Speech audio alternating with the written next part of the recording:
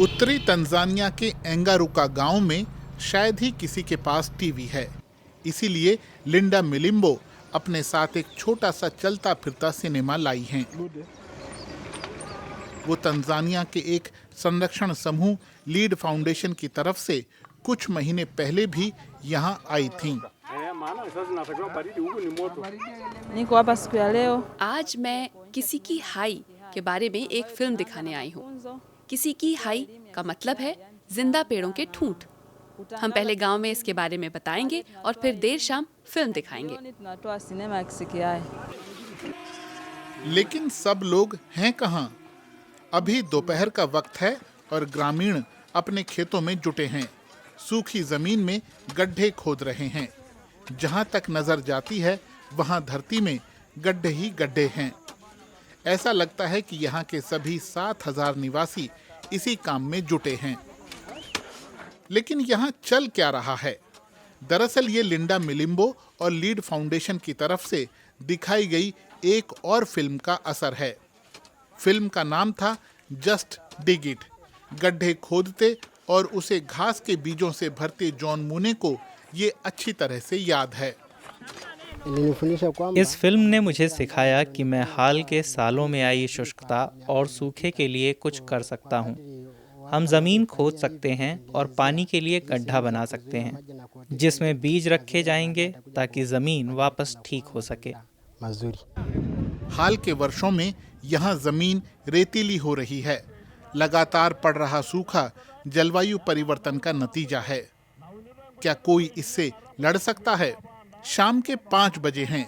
लिंडा मिलिम्बो के सहयोगी आज यहाँ फिल्म दिखाए जाने की घोषणा कर रहे हैं।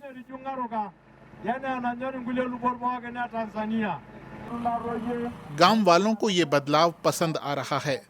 उन्हें यहाँ कई महीनों में एक आध फिल्म देखने को मिलती है। बच्चे खुश हैं और उत्सुक भी कि आज न जाने क्या दिखाया जाएगा। लगभग सब तैयार है। लिंडा 3 साल से इस तरह फिल्में दिखा रही हैं।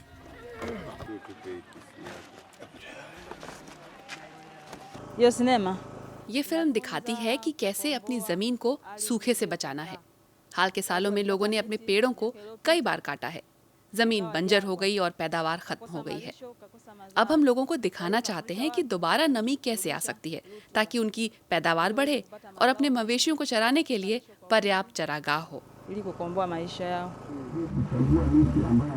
और अब शो का वक्त है। इसकी शुरुआत होती है जय मोंडी के साथ, जो तंजानिया के चर्चित कॉमेडियन हैं। वो खेतों में साइकिल क्यों चला रहे हैं, ये एक पहेली है। लेकिन इससे भी जरूरी है कि उन्हें कुछ सुनाई पड़ता है।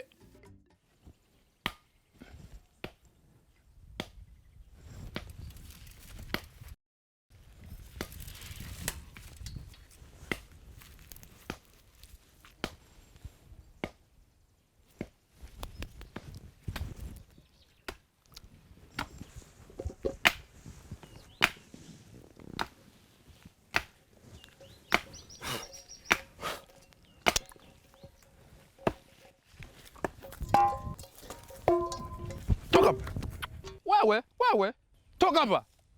Yaani nyinyi ambao hamna akili nyinyi. Uendelea kukata miti tu. Nikukute. Tawakanga mayai. Si flampeni hapa. Na hii ni vita nimeanza. Nimeanza hii vita. Na tuungane. Nione mtu akakatakata miti. Unakatakata miti ya nini?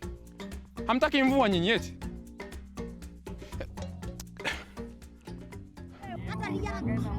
एंगारुका में सभी लोग बारिश चाहते हैं। इस film को लोगों ने पसंद किया। लोग बीते कुछ सालों में सूखे के बारे में यहाँ अच्छी तरह से जान गए हैं। उन्हें पता है कि पूरा दिन प्यासे रहने का क्या मतलब होता है।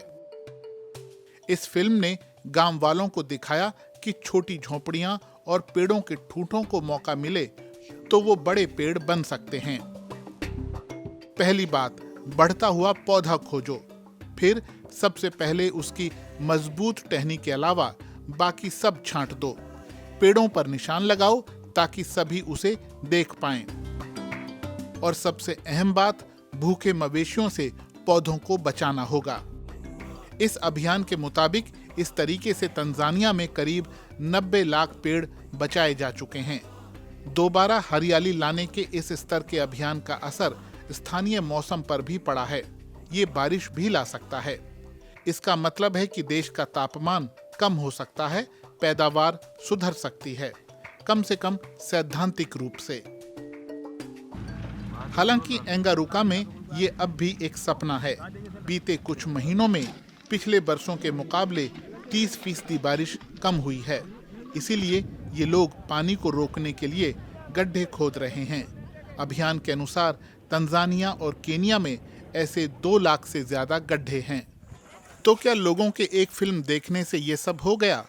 असल में यहाँ हर व्यक्ति को एक गड्ढा खोदने पर 1.5 यूरो मिलता है। अभी हम गड्ढा खोदने से पैसा कमा रहे हैं। बाद में जब घास उग आएगी तो हमें और हमारे मवेशियों दोनों को फायदा होगा। हम चारा ढोने की परेशानी से बच जाएंगे।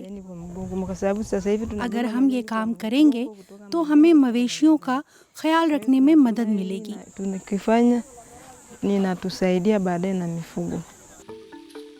सूखी मिट्टी पर बारिश का पानी पड़ता है तो भाप बनकर उड़ जाता है, लेकिन ये अब गड्ढे में रुक सकता है। इससे पानी को जमीन में पहुंचने के लिए ज्यादा समय मिल जाता है। इससे न सिर्फ गड्ढे बल्कि उसके आसपास भी वनस्पति उगती है। दोबारा हरियाली लाने का ये कार्यक्रम जोर शोर से चल रहा है और लोकप्रिय भी हो रहा है। इसका मतलब है कि सब मिलकर काम करें तो हालात बदल सकते हैं।